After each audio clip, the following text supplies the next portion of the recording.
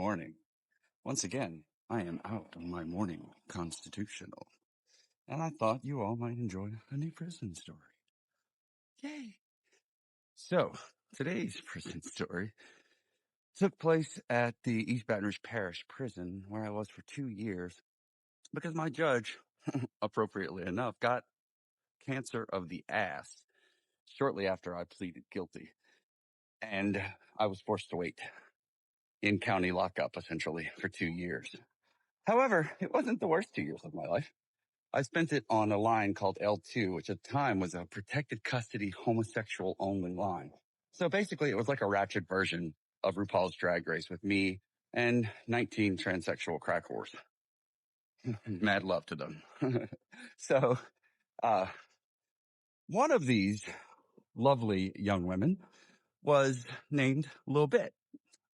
She was real small, like real small. I don't even tell her. I'm not small.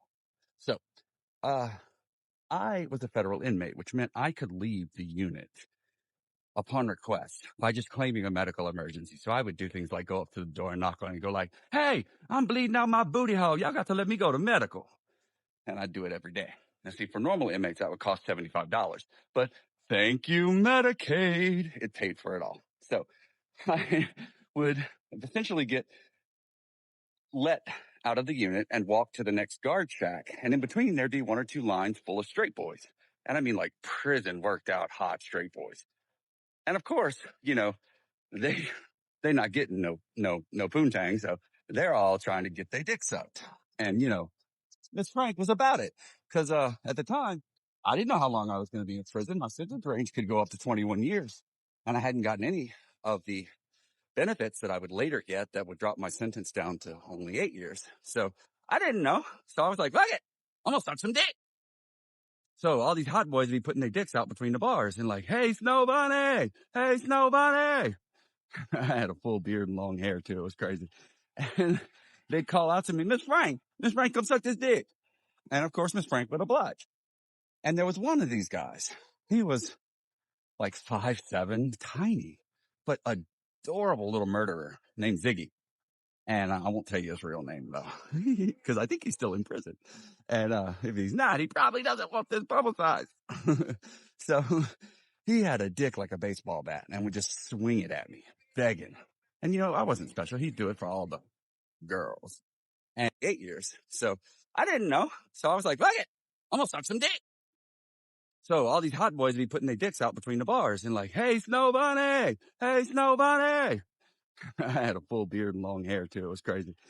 And they'd call out to me, Miss Frank, come suck this dick." And of course, Miss Frank would oblige.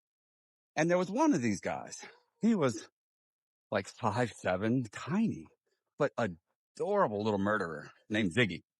And I won't tell you his real name though, because I think he's still in prison. And if he's not, he probably doesn't want this publicized. So he had a dick like a baseball bat and would just swing it at me, begging. And I wasn't special. He'd do it for all the girls. And so he would walk up to me and tell me, at the bars, like, "Hey, bro, hey, girl, come in, let me talk to you. And finally, he wasn't all that cute. He was just adorable in that like sexy way. I mean, he was young too. He was like 21. I mean, I was only 27, so it wasn't that big a deal. And I got down on my knees one day and started, gobbling and found that I kind of enjoyed it. And he had his jumpsuit open. I could see his body and it was just shredded, beautiful with tattoos and dark skin. And he was gorgeous. Oh, from that light, on my knees looking up. But isn't everyone? And so fast forward, maybe 6 weeks later, and I'm in the unit and this new arrival comes in. Now I've been in the unit for like a year and a half at this point. Everybody fucking knows who I am. And nobody fucks with me really. Not in a bad way. I mean, the girls still, throw shade at me or get bitchy with me, but I mean, it was copacetic. But so a little bit don't know none of that. But all these girls, they all know each other because they all walk the streets with each other. And so a little bit comes in probably for prostitution or check kiting. I'm not really sure. She doesn't really say much, but she can sing. This bitch can sing and she's pretty. She's so fucking pretty and she knows it too. So what she does is she gets one of the, they call them upper apartments, which are the upper bunks. And it's above and to the right of where I am, which is on a lower bunk in front of the TV. Because bitch is what? Miss Frank. And she, for some reason or another, a few days into her stay, goes to medical. And she comes back from medical just like, goes to medical. And she comes back from medical just like, oh, ooh, just so happy. So smitten. You know why? Because she met Ziggy. She saw that piece. And of course, Ziggy met her and he saw, whoo, that bitch fine. Now, to get onto L2 at the time, all you had to do was go to the guards and say, man, I'm gay as fuck. I'm sucking all the dicks. And they would pull you out and put you in protective custody to keep you getting raped. Cause there's that whole 2008 era, 2007 era laws that went into place. Maybe they were before that. I don't know, but they were just starting to be enforced as far as I knew then about prison rape. And so it was real down on the raping of the people in the prison, at least, policy wise. They didn't really care about it in reality, but they had to put up signs. So, but, most of the girls on L2, they had full on breasts, long hair, silicone in their faces, silicone in their asses. They looked like beat, beautiful women. And, some of these boys are in there for life. So, they're going to get what they can get and they're going to take what they're going to take. Not excusing it, not by a long shot. That shit fucked up. But, they would do it and didn't nobody care. You complain about it and they just tell you, well, you gay, you like it. So, and sometimes they're right, but that don't make it right. So anyway, Lil Bit is just smitten with Ziggy. And she spends the next week or so just going out, getting dick down in the hallway by this boy. And I guess they fall in love. Cause she straight up gets his name prison tattooed by Miss Sasha on her arm. And so at this point, Ziggy, now he's in for murder, right? And not like no mild murder, like a first degree murder. He ain't never getting out at the time. I mean, he may have beat it. I don't know, but that's what it was looking like at the time. So he goes to the guards and tells them, hey, I'm gay as a motherfucker. And they put him on L2. And he does not know that I'm still there because I have not gone and done my medical shit in a few weeks because I've been busy writing a book. And he sees me and, as if I needed confirmation that my head game was better than Lil Bit's. I didn't, but, it was nice validation anyway. As soon as she goes out for lunch, he invites me into the shower to give him a little head. And I do it. When everybody comes back from lunch, Ziggy not shy. And he a man. He not going to sit there and bow to no bitch. So he tells everybody who wants to know that he got his dick sucked by me. And Lil Bit takes her slides off, stands up in front of my bed and goes, Miss Frank, I'm going to kick your ass. And I'm like, the fuck? Bitch, you better get in your bed and shut the fuck up. We ain't not about that shit no more. I ain't going to lockdown for no little ass hoe. And I don't mean like he's sucking dick, getting fucked in the shower. I mean, he a punk. He's swishing, swaying, swashing. He a punk. Ziggy ain't no punk.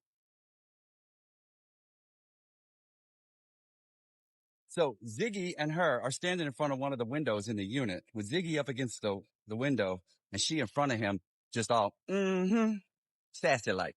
And he tells her real low, real soft. Ain't nobody here to see. They between their bunk and my bunk. So I hear that shit.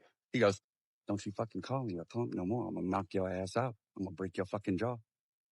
And I had headphones on, but I wouldn't listen to that because, I'm shady like that. So I turn the headphones off completely, pull them off and just look and let her know I'm looking, which pisses her off something fierce. Cause she know that look like I'm gonna suck his dick again. What you gonna do about it, bitch? And prison a rough place, right? And she looks at him and she says, you let that punk suck your dick. That make you a punk.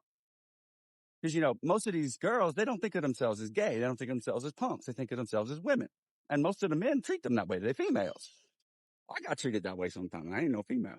So anyway, Ziggy looks at her, takes his fist, balls it up, and pop, punches that girl in the jaw, breaks her jaw, knocks her out.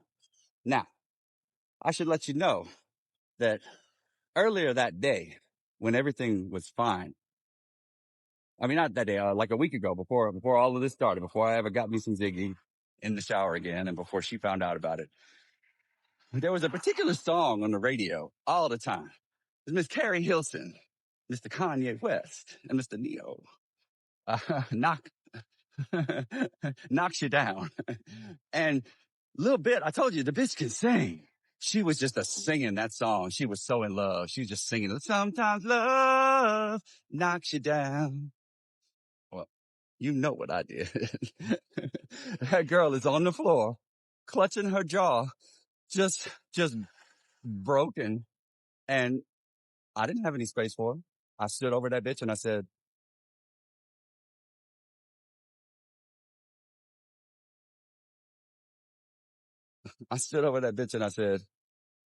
sometimes love, it knocks you down. It knocks you down. And then I got back in my bed and put my headphones on, went back to my music. That's my prison story for today. I hope y'all liked it. Bye.